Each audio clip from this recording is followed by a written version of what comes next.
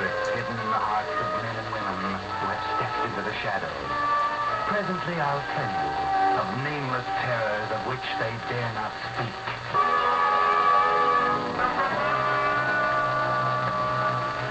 As New Year's Day 1945 draws to a close, the Signal Oil Company joins 1,800 Signal gasoline dealers in hoping that the coming year will be a good one for you and for your car, too. During 1944, you know, 150,000 cars wore out each month, 1 out of every 12 on the road. So yours has been a pretty lucky car so far. But it'll take more than luck alone to make today's cars last out the duration. It'll take thorough, conscientious servicing of every part. And no one gives more conscientious service than your neighborhood Signal gasoline dealer. Being in business for himself, he naturally has more incentive to do a better job. The kind of job that will keep you his satisfied customer. Later in the program, I want to tell you about several outstanding Signal services. For each one is designed to do for your car the thing you want most today, to help it go farther. But now, the Whisperer.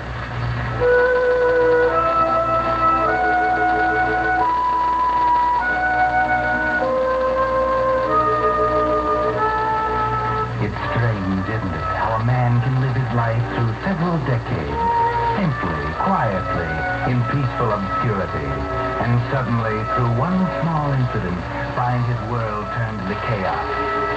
For instance, there was Tom Barlow, who lived with his wife Ellen in the small seacoast village of Marblehead, and whose whole life had been spent as a lowly driver of the town carry-on, combination taxi, delivery truck, and tow car. To everyone in Marblehead, he was just old Tom, until that night a few months ago. A rainy, stormy night it was, with a feeling in the air of foreboding if you were particularly sensitive. And the man who came to Tom, just as he was getting ready to go home to dinner with Ellen and Judy, his daughter, wanted to be driven out to Guilford Inlet. It was no pleasant trip on a night like that, lonely, miserable. But a fare was a fare, and Tom started out. Halfway there, they had to cross the inlet, and Tom was just beginning to worry about whether or not the bridge might be washed out.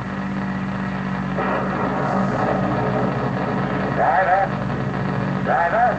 Yes, sir. That's the Guilford Bridge ahead? Yes, that's it. Lucky for us, it's still there. You sure picked a night to come out to this godforsaken neck of the woods. When you get to the bridge, stop. Stop? What I said, stop. Mister, there's no need to stop. It's 8 miles yet to the inlet.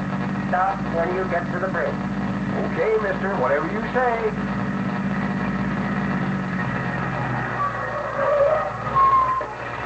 How much do I owe you? Well, you're not getting out here. How much do I owe you? $1.50, but look, mister. Yeah, $2. Keep change. You're crazy, mister. There isn't a house within 8 miles of here. I like walking. But, mister, I'm not going to leave you out on this bridge alone. Good night.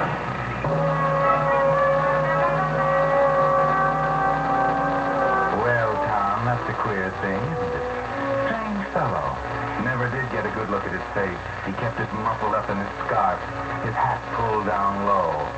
You've half a mind to run after him, but in 10 seconds he's disappeared into the blackness, and you drive back to town wondering, trying to make up your mind whether you should tell somebody about him or not.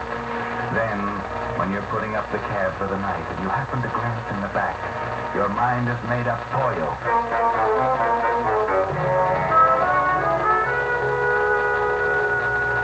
That's just what I told him, Sheriff. I said, I'm not going to leave you out on this bridge alone. Mm-hmm. What time was that, Tom? Oh, about 2 hours ago, 9 o'clock. I tried to argue with him, Sheriff, but he just wouldn't listen. Okay, what happened then? Well, then I came on back to the garage, and when I was cleaning out the back of my cab, I found this package. What package? This package right here, what I came to see you about. Here, look for yourself. Cash, $25,000. I thought I'd better turn it in quick. Well, I'll see. Hey, Tom, listen. Huh? You left this man on Guilford Bridge 2 hours ago? Yeah, that's right. 9 o'clock. Sure was a queer bird, Sheriff. Had a muffler over half of his face. Could hardly hear him talk. I said to him... Sergeant, get out the car. Get 5 men. We're going to Guilford Bridge.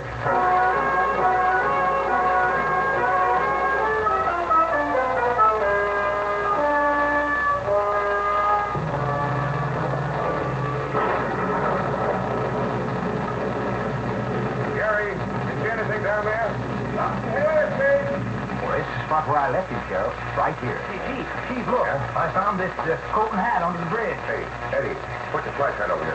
That's the coat the man was wearing. And that's his hat, too. Sure, Tom? I'm positive. Well, Sheriff, there's this muffler out in the water about 20 yards downstream. That's it, too, yes. That's what he had over his mouth. Made him talk so peculiar.